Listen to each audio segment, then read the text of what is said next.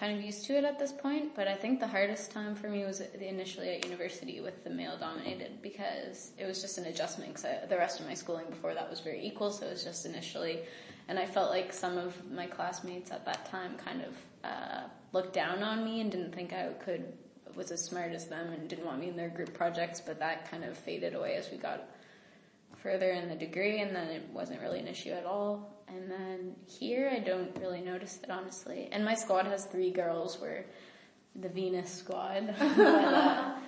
So this is actually the most girls I've ever worked with in my life. Normally, I've been the only girl or one of 2. So that's very nice, impressive. Yeah, it's nice. About the squads as well.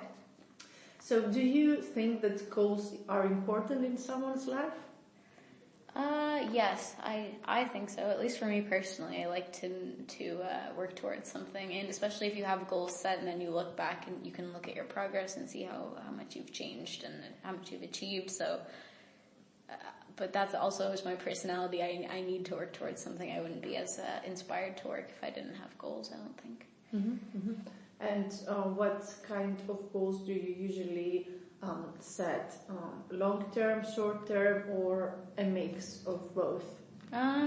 Usually short-term. I find if you set too long of term goals, then you get too focused on them. Mm-hmm. Like, for example, some of my friends at home in Canada have long-term goals of they want to be this position at this company, and I find they just kind of get into a cycle of staring that way, whereas this opportunity came up to move to Europe, and since I didn't have too far ahead long-term goals, I was like, sure, why not, I'll do this. So, but maybe that's just my personality, but I prefer shorter term goals with maybe like 1 or 2, like eventually I want to get a promotion or whatever, but not too specific of I need this promotion by this date or something like that. Mm-hmm, mm-hmm. And how are you dealing with that deadlines? With deadlines? Mm-hmm.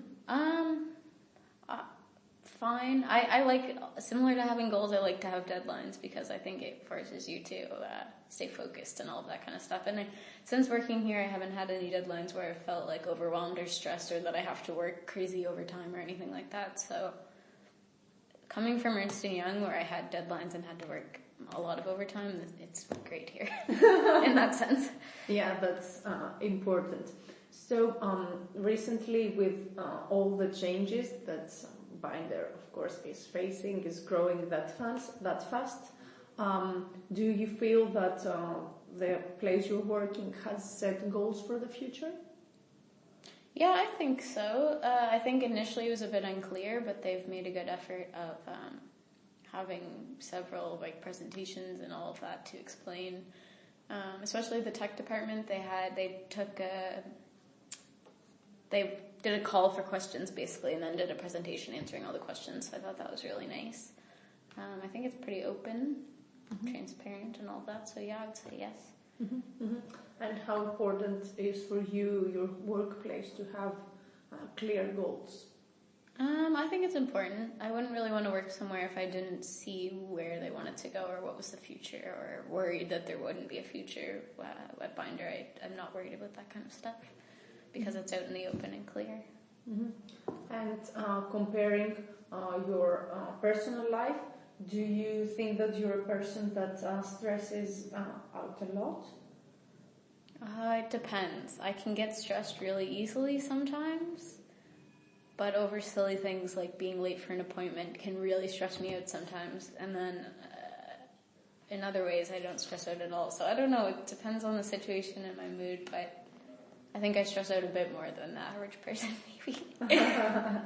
And bringing that back to work, do you have any examples of situations that would make you feel uncomfortable? Uncomfortable in what way? Stressed. Stressed? I think sometimes I can overcommit to things. So if someone needs help, even though I have a deadline, again, even though it's not a stern deadline, if someone asks for help and it might take a couple hours or whatever, I'll say yes without kind of putting my own deadlines first sometimes, and those kind of situations stress me out. So, yeah. Mm-hmm. Can you give me an example of a time that this happened to you? Yeah, so I have my normal day-to-day work, and then I've also volunteered to help with organizing meetups, so the tech meetups. And it was like my first month here, I was organizing a tech meetup and still trying to kind of integrate with the company and still trying to get caught up on everything and meet people, and I was just a bit overwhelmed at that point. I think I, in retrospect, should not have started helping with the meetups until I was fully settled, but it was fun. And do you have any ways that you try to cope with your negative emotions? Exercise, big time. Anything. I definitely find exercise helps, and eating well.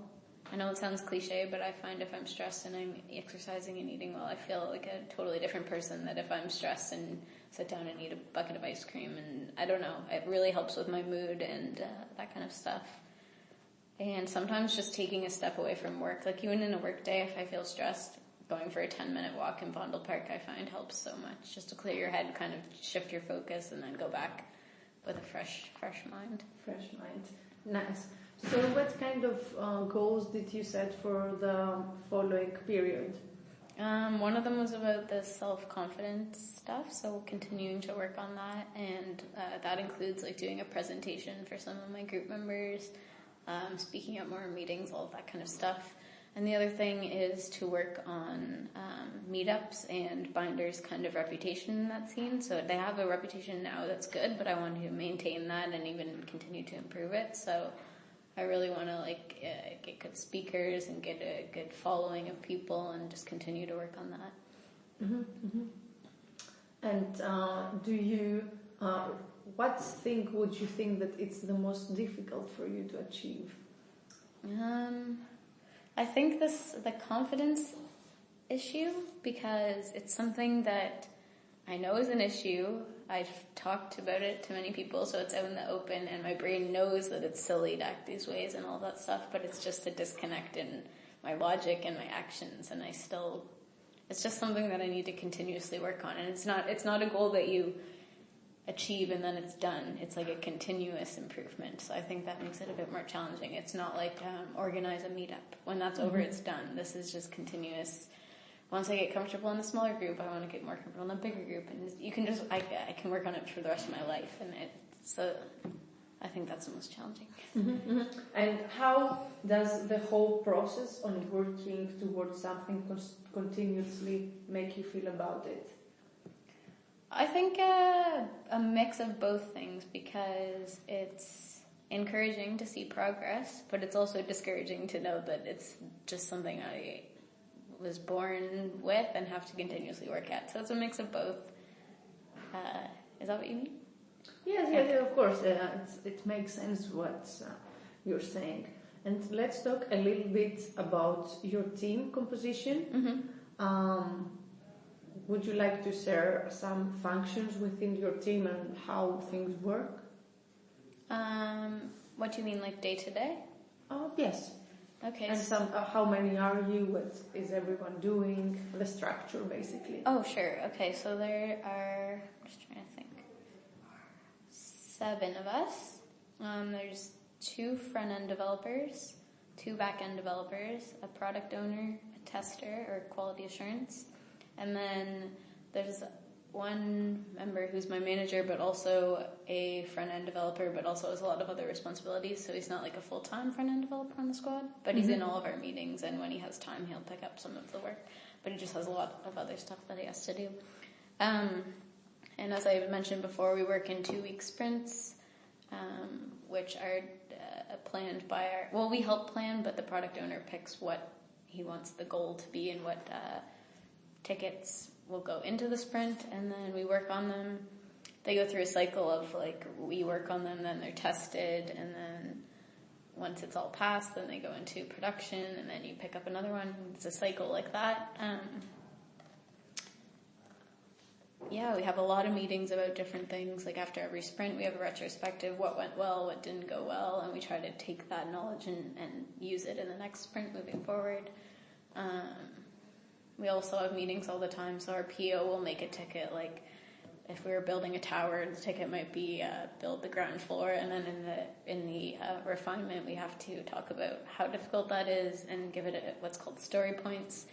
So it's kind of like a complexity rating, and that helps determine how many of these tickets we can put in each sprint.